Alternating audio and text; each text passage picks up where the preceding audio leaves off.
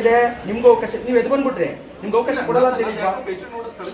ಈಗ ಬಂಧುಗಳೇ, ನಾವು ಹೋದಾಗ ಇವರು ನೋಡಿ ಇದು ಗವರ್ನಮೆಂಟ್ ಆದೇಶದ ಪ್ರಕಾರ ಸರ್ ಝೂಮ್ ಮಾಡಿ ಬೇಕಾದ್ರೆ ಮಾಡಿ ಮಾಡಿ ಝೂಮ್ ಮಾಡಿ ಸೂಪಿ ಮೇಡಮ್ ಮಾಡಿ ಬನ್ನಿ ಸರ್. ಅಲ್ಲಲ್ಲ ಕರೀಲಿ, ಈಗ ಅವ್ರನ್ನ ಬರಕ್ಕೆ ಹೇಳಿ. ಫಿಸಿಕಲ್ ಫಿಟ್ನೆಸ್ ಅಂತ ಪಾರ್ಟ್ ಅನ್ನ ನೀವು ಝೂಮ್ ಮಾಡಬೇಕು. ಮಾಡಿ ಮಾಡಿ ಮಾಡಿ ಸರ್ ಬನ್ನಿ ಮಾಡಿ ಮಾಡ್ರಪ್ಪ. ಝೂಮ್ ಮಾಡಿ. ಎಷ್ಟು ಅಂತ ಇದೆ ಸರ್? ಹಾ ಎಷ್ಟಿದೆ ಇದು? ಹೇಳಿ. 250 ಅಂತ ಇದೆ. ಇದೆಯಾ? ಇದೆ. ಝೂಮ್ ಮಾಡ್ಕೊಂಡು ನೀವು ಬೇಕಾದ್ರೆ ಫೋಟೋಗ್ರಾಫಿ ಸರಿ, ಅದ್ರ ಪ್ರಕಾರ ಕೇಳಿರೋದು ನಾನು ಅದ್ರ ಪ್ರಕಾರನೇ ಕೇಳಿದಲ್ವಾ. ಈಗ ನಾನು ಇದೇ ಪ್ರದೀಪ್ ಅವ್ರ ಹತ್ರನೇ ಈ ಹುಡುಗನ ಫೋನಲ್ಲೇನೆ ಮಾತಾಡಿದೆ. ಅವ್ರು ನಮ್ಗೆ ಇದೇ ಹೇಳಿದ್ರು, ಏನಂತ, ಹೌದು 250 ಇದೆ ಅಂತ. ನಾನೇನು ಕೇಳಿದೆ, ರಸೀದಿ ಕೊಡಿ ಅಂತ ಹೇಳಿದೆ. ಅವ್ರು ಅದಕ್ಕೆ ಏನು ಹೇಳಿದ್ದಾರೆ, ರಸೀದಿ ಕೊಡಕ್ಕೆ ಬರಲ್ಲ, ನಾನು ಇಲ್ಲಿ ಚೆಕ್ ಮಾಡೋಕ್ಕೆ ಆಗಲ್ಲ, ಪೇಷಂಟ್ಸ್ ಇದ್ದಾರೆ ಅಂತ ಹೇಳಿ ಬರ್ಕೊಡ್ತೀನಿ ಅಂತ ಹೇಳಿ ಬರ್ಕೊಟ್ಟಿದ್ದು. ನಾನು ಕೇಳಿರುವಂಥದ್ದೇನು, ಸರ್ಕಾರಕ್ಕೆ ನಾವು ಕಟ್ಟೋಣ. ಈಗ ಯಾರೇ ಆಗಲಿ ಸರ್ಕಾರಕ್ಕೆ ದುಡ್ಡು ಕಟ್ಟಲ್ಲ ಅಂತ ಹೇಳ್ತಾ ಇಲ್ಲ, ಸರ್ಕಾರಕ್ಕೆ ನಾವು ಹಣ ಜಮೆ ಮಾಡ್ತೀವಿ. ಹಣ ಜಮೆ ಮಾಡಿದ ತಕ್ಕನಾಗಿ ಇವರು ರಸೀದಿ ಕೊಡಬೇಕಿತ್ತಲ್ವಾ. ನಾನು ಕೇಳಿರುವಂಥದ್ದು ರಸೀದಿ ಕೊಡಿ ಡಾಕ್ಟ್ರೆ ಅಂತ.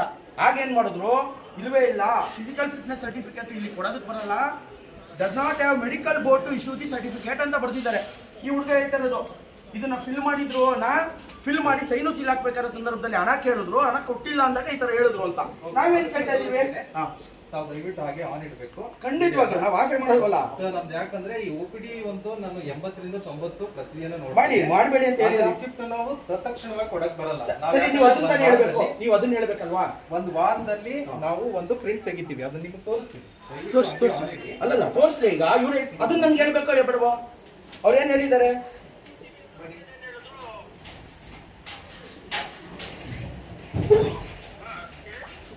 ಸರ್ ನೀವು ವಿಡಿಯೋ ಆನ್ ಇದೆಯಾ? ಖಂಡಿತ ಖಂಡಿತ ಇದೆ ಸರ್. ನೋಡಿ, ನಾವು ಪ್ರತಿ ತಿಂಗಳು ಯಾವುದೇ ರಸೀದಿ ಅಥವಾ ಪೇಮೆಂಟ್ ಮಾಡಿರೋದನ್ನ ಈ ತರ ರಿಸಿಪ್ಟ್ ಹಾಕ್ತಿವಿ. ಎಟ್ ಎ ಟೈಮ್ ಝೂಮ್ ಮಾಡ್ಕೊಳ್ಳಿ, ಎಲ್ಲ ಇದೆ ಜನಗಳದ್ದು ಹೆಸರು ಕೂಡ ಹಾಕ್ತಿವಿ. ಸೊ ಲಿಸ್ಟ್ ಇರುತ್ತೆ. ನನಗೆ ತಕ್ಷಣವಾಗಿ ರಿಸಿಪ್ಟ್ ತೆಗೆದುಕೊಡಿ ಅಂದ್ರೆ ಇಲ್ಲಿ ಮೊದಲೇನೆ ಕ್ಲರ್ಕ್ಗಳಿಲ್ಲ, ಪ್ಯೂನ್ ಇಲ್ಲ, ಕಂಪ್ಯೂಟರ್ ಆಪರೇಟರ್ ಇಲ್ಲ, ನಾನೇ ಎಲ್ಲ ಪ್ರತಿ ಕೆಲಸ ಮಾಡೋದು. ನೀವು ಇನ್ನೂ ಝೂಮ್ ಮಾಡ್ಬೋದು. ನಾನು ಬೆಳಿಗ್ಗೆಯಿಂದ ಬಂದು ಈಗ ಪ್ರದೀಪ್ ಅವರು ನಿನ್ನೆ ಬೆಳಿಗ್ಗೆಯಿಂದ ನಾನು ಬಿಲ್ ಈ ವಿಚಾರದಲ್ಲಿ ಈಗ ಪ್ರದೀಪ್ ಅವ್ರಿಗೆ ನಿನ್ನೆ ಸೂಪರಿಂಟೆಂಡೆಂಟ್ ಹತ್ರ ನಾವು ಮಾತಾಡಿದಾಗ ಪ್ರದೀಪ್ ಅವ್ರಿಗೆ ಗೊತ್ತಾಗಿದೆ. ಸೊ ಇವತ್ತಿನ ವಿಚಾರ ನಾನು ಬಿಲ್ ಹಾಕಲ್ಲ ಅಂತ ಅನ್ನಲ್ಲ, ಒಂದು ವಾರ ಆದ್ಮೇಲೆ ಈ ತರ ಲಿಸ್ಟ್ ತೆಗೆದು ಕೊಡ್ತೀವಿ. ಸರಿ ಆಯ್ತಾ ಡಾಕ್ಟ್ರೆ? ಆಯ್ತಾ?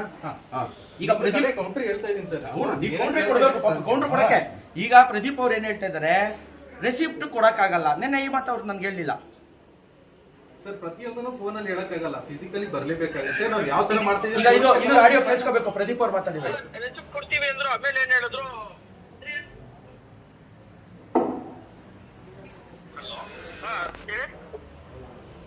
ನೀವೇ ಮಾಡಿದ್ದು, ನೀವೇ ಹೇಳಿ.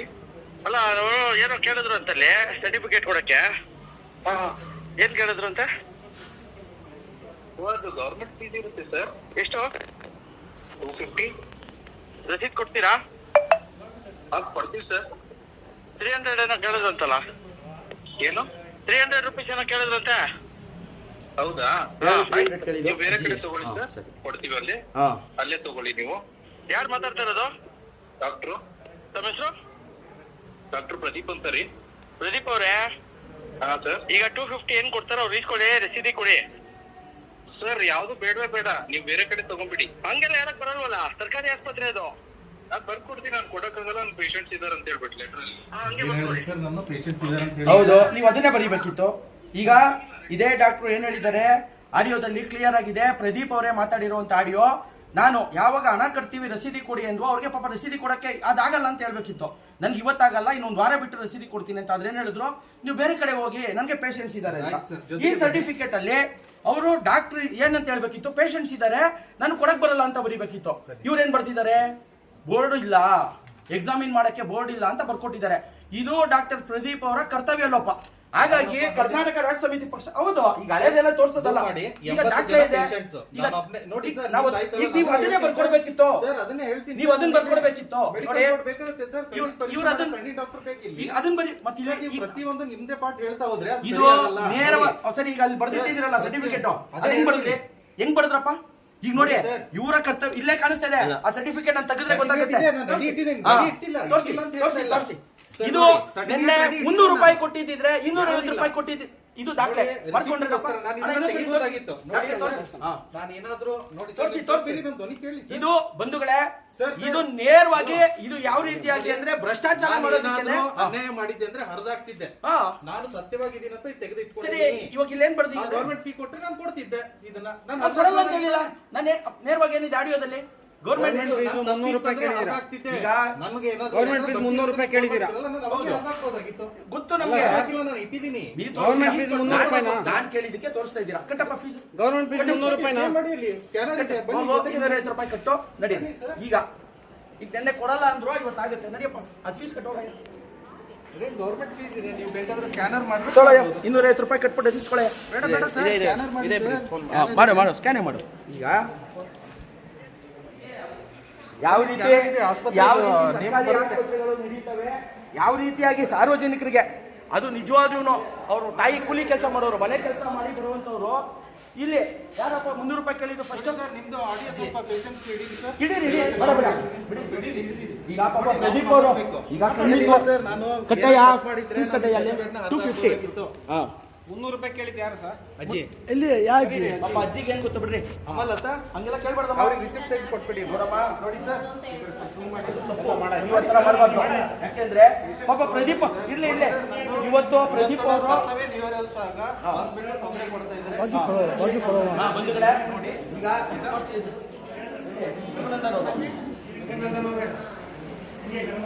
ಇದು ಬಂಧುಗಳೇ ಯಾವ ರೀತಿಯಾಗಿ ಸಾರ್ವಜನಿಕರನ್ನ ಪ್ರಶ್ನೆ ಮಾಡೋದ್ರ ಮೇಲೆ ಹೆಚ್ಚುಕಟ್ಟುವಂತ ಕೆಲಸವನ್ನ ಯಾವುದೇ ಸರ್ಕಾರಿ ಅಧಿಕಾರಿಗಳಾದ್ರೂ ಮಾಡೋದಿದೆ ಯಾವುದೇ ಸರ್ಕಾರಿ ಕಚೇರಿಗೆ ಹೋಗಿ ಸರ್ಕಾರಿ ಆಸ್ಪತ್ರೆಗೆ ಹೋಗಿ ಏನಾಗುತ್ತೆ ಸಾರ್ವಜನಿಕರು ಬಂದು ಕಾಯ್ತಾ ಇರ್ತಾರೆ ಅವ್ರ ಮೇಲೆ ಕೇಳುವಂತವ್ರನ್ನ ಪ್ರಶ್ನೆ ಮಾಡುವಂತವ್ರನ್ನ ಸರ್ಕಾರಿ ಅಧಿಕಾರಿಗಳು ಡಾಕ್ಟರ್ನು ಸೇರಿ ಯಾವ ರೀತಿಯಾಗಿ ಎತ್ಕೊಳ್ತಾರೆ ಅನ್ನೋದಕ್ಕೆ ಇಲ್ಲೊಂದು ತಾಜಾ ಉದಾಹರಣೆ ನೀವೆಲ್ಲ ನೋಡ್ತಾ ಇದ್ದೀರಾ ನೋಡಿ ಸರ್, ಈಗ ಅನ್ಯಾಯ ಒಂದೇ ಮಾಡಿದ್ರೆ ವಿಚಾರ ಇತ್ತು. ಅನ್ಯಾಯ ಮಾಡಿದ್ರೆ ನಾನು ಮುಚ್ಚಿಟ್ಕೊಳ್ಳಬಹುದಾಗಿತ್ತು.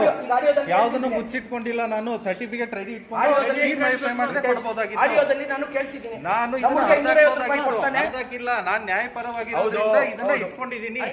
ಇಲ್ಲ, ನನ್ನ ತಲೆಗೆ ಬರುತ್ತೆ ನಾನು ಅನ್ಯಾಯ ಮಾಡಿದ್ದೀನಿ ಅಂತಂದ್ರೆ ನಾನು ತಪ್ಪು ಮಾಡಿದ್ದೀನಿ ಅಂದ್ರೆ ಇದನ್ನ ಹರಿದಾಕ್ತಾ ಇದ್ದೆ. ಹರಿದಾಕಿಲ್ಲ, ನಾನು ಅವ್ರ ಫೀಸ್ ಕಟ್ಟಿದ್ಮೇಲೆ ಕೊಡ್ಬೇಕು ಅಂತ ಸುರಕ್ಷಿತವಾಗಿ ಹೌದು ಇಟ್ಕೊಂಡಿದ್ದೀನಿ. ಹೌದು ಹೌದು ಹೌದು ಆಯ್ತು ಹಾಗೆ ಜೂಮ್ ಮಾಡಿ ಸರ್. ಸರಿ ಈಗ ಇದು ಇವತ್ತು ನೆನ್ನೆ ಆಗುವಂತ ಕೆಲಸ ಇದು ಹೇಳ್ಬೇಡಿ, ಸ್ವಲ್ಪ ಪೇಷನ್ಸ್ ತೋರಿಸಿ. ಸರಿ ಅದು ಕೊಡಿ ಸರ್ ಡಾಕ್ಟರ್ ಸರ್ಟಿಫಿಕೇಟ್ ಕೊಡಿ ತಗೊಳ್ಳಿ ಸರ್, ತಗೊಳ್ಳಿ, ನಿಮ್ಮ receipt ಕೊಟ್ಬಿಡಿ. ಈಗ ನಡೀರಿ ಆಚೆ ಮಾತಾಡೋಣ ಅಲ್ಲಿ ಆಫ್ ಮಾಡ್ಬಿಟ್ಟು ಪಾಠ ಅಷ್ಟೇ ಆಗ್ಬಾರ್ದು. ಬಂಧುಗಳೇ ಈ ಕಡೆ ಹಿಡೀರಿ. ಈಗ ಯಾಕೆ ಇದನ್ನ ನಾನು ನಿಲ್ಸ್ಕೊಳ್ಳೇಬೇಕು ಅಂತ ಹಠ ಮಾಡಿದ್ದೀನಿ ಅಂದ್ರೆ ಈಗ ಡಾಕ್ಟರ್ ಒಂದು ಹೇಳಿದ್ರು ಫಿಟ್ನೆಸ್ ಸರ್ಟಿಫಿಕೇಟ್ ತಗೋಬೇಕಾದ್ರೆ ಇಲ್ಲಿ ಕೆಲವು ಡಾಕ್ಟರ್ಗಳು ಇರಬೇಕು, ಕಣ್ಣಿನ ಪರೀಕ್ಷೆ ಆಗ್ಬೇಕು, ಮತ್ತೊಂದು ಆಗ್ಬೇಕು ಅಂತ. ಈಗ ಕಣ್ಣಿನ ಪರೀಕ್ಷೆ ಆಗ್ಲಿಲ್ಲ ಈ ಹುಡುಗಂಗೆ ಬಪ್ಪ ಇಲ್ಲಿ ಹೋಗಿ ನಾನು ಏನಪ್ಪ ಪರೀಕ್ಷೆ ಮಾಡಿದ್ದೀನಿ ಬರೀ ಐಟ್ ವೇಟ್ ಅಷ್ಟೇ ಚೆಕ್ ಮಾಡಿದ್ದು. ಇಷ್ಟೇ.